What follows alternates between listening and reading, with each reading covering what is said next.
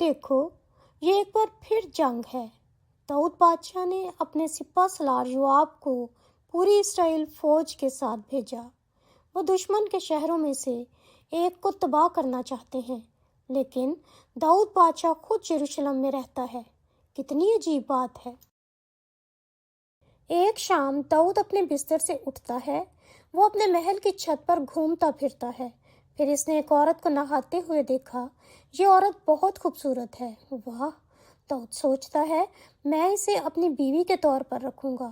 وہ اس کے بارے میں جاننے کے لیے کسی کو بھیجتا ہے، لیکن داؤد کی پہلے ہی ایک بیوی ہے۔ خداوند نہیں چاہتا کہ داؤد دوسری بیوی لے۔ جب قاصد واپس آتا ہے اور داؤد کو بتاتا ہے کہ وہ اوریا کی بیوی بتشبہ ہے، تو یہ بات بھی اسے نہیں روک سکتی، یہاں تک کہ جب وہ جانتا ہے کہ وہ پہلے سے شادی شدہ ہے، وہ اسے لانے کے لیے قاصد بھیجتا ہے۔ بتشبہ محل میں آتی ہے۔ بادشاہ داؤد ایسا کرتا ہے جیسے اس نے اس سے شادی کی ہو۔ وہ اسے اپنے سونے کے کمرے میں لے جاتا ہے اور اس سے صحبت کرتا ہے۔ وہ سوچتا ہے کسی کو معلوم نہیں ہوگا، کوئی نہیں جان سکے گا۔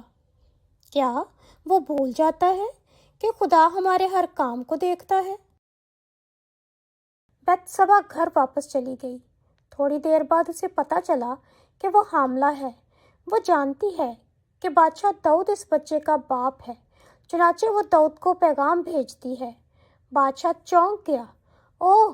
وہ سوچتا ہے کہ کسی کو معلوم نہ ہو کہ وہ باپ ہے، اس لیے وہ ایک منصوبہ بناتا ہے۔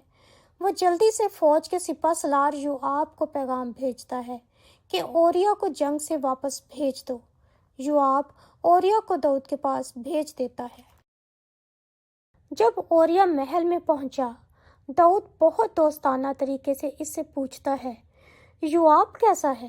فوجی کیسے ہیں؟ اور جنگ کیسی چل رہی ہے؟ اوریا نے اسے سب کچھ بتایا۔ تب داؤد کہتا ہے، اپنے گھر جا۔ بادشاہ سوچتا ہے، اب ہر کوئی سوچے گا کہ جب اوریا گھر میں ہے اور اس کی بیوی حاملہ ہے، اوریا ہی اس بچے کا باپ ہے، یہاں تک کہ وہ اوریا کے پیچھے ایک اچھا تحفہ بھیجتا ہے۔ لیکن اوریا گھر نہیں جاتا۔ اس رات وہ اپنے تمام نوکروں کے ساتھ محل کے دروازے پر سوتا ہے۔ جب داؤد نے یہ سنا تو اس نے اوریا کو واپس آنے کو کہا۔ وہ پوچھتا ہے، تم گھر کیوں نہیں گئے؟ تم فوجی مہم سے آئے ہو۔ اوریا نے داؤد سے کہا، میں اپنے گھر جا کر کھا پی اور اپنی بیوی کے ساتھ وقت کیسے گزار سکتا ہوں، جبکہ میرا مالک یوآب اور تیرے تمام نوکر کھلے میدان میں ڈیرے ڈالے ہوئے ہیں۔ آپ کی زندگی کی قسم، میں ایسا کچھ نہیں کروں گا۔ اوریا بہت وفادار نوکر ہے۔ داؤد بادشاہ ایک اور منصوبہ بناتا ہے۔ وہ اوریا سے کہتا ہے، ایک دن اور یہاں ٹھہر جا، کل میں تمہیں فوج میں واپس بھیج دوں گا۔ چنانچہ اوریا یروشلم میں ہی رہتا ہے۔ اس شام داؤد نے اسے محل میں کھانے کے لیے بلایا۔ وہ اسے اچھا کھانا اور پینے کے لیے بہت سی شراب دیتا ہے۔ داؤد اسے شرابی بناتا ہے۔ وہ سوچتا ہے، اب وہ گھر جائے گا تو مجھے کوئی فکر نہیں۔ لیکن شام کو اوریا نوکروں کے درمیان اپنی چٹائی پر سونے کے لیے نکل جاتا ہے۔ وہ گھر نہیں جاتا۔ اب داؤد کیا کر سکتا ہے؟ جب آپ گناہ کر چکے ہیں تو ایک ہی حل ہے، آپ کو خدا کے سامنے اس کا اعتراف کرنے اور چیزوں کو درست کرنے کی ضرورت ہے۔ لیکن داؤد اسے اور بھی بدتر بنا دیتا ہے۔ صبح وہ یوآب کو خط لکھتا ہے اور یہ خط اوریا کے ساتھ بھیجتا ہے۔ کیا آپ جانتے ہیں اس نے خط میں کیا لکھا ہے؟ اوریا کو فوج کے سامنے ایسی جگہ رکھو کہ تم یقین رکھو کہ اس پر حملہ کیا جائے گا اور وہ مر جائے گا۔ اوہ داؤد، تم کیا کر رہے ہو؟ کیا آپ دیکھتے ہیں کہ اکثر ایک گناہ دوسرے گناہ کے پیچھے آتا ہے؟ آپ کو اس کے لیے احتیاط کی ضرورت ہے۔ لیکن یوآب کا کیا ہوگا؟ کیا وہ بادشاہ کی بات مانے گا؟ جی ہاں، وہ بادشاہ کی بات مانتا ہے۔ یہ بہت بری بات ہے۔ کبھی بھی کسی ایسے شخص کی پیروی نہ کریں جو آپ کو گناہ کروانا چاہتا ہے۔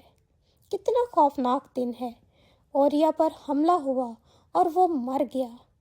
یہ پیغام سن کر داؤد کو بہت سکون ملا، اور بتشبہ جب وہ سنتی ہے کہ اس کا شوہر مر گیا ہے تو اس کے لیے ماتم کرتی ہے۔ جب ماتم کا وقت ختم ہو گیا، داؤد نے کسی کو بتشبہ کے گھر بھیج دیا کہ وہ اسے اپنے محل میں لے آئے۔ وہ اس کی بیوی بن جاتی ہے۔ بعد میں ایک چھوٹا بیٹا پیدا ہوتا ہے۔ وہ ایک خوشحال خاندان کی طرح نظر آتے ہیں۔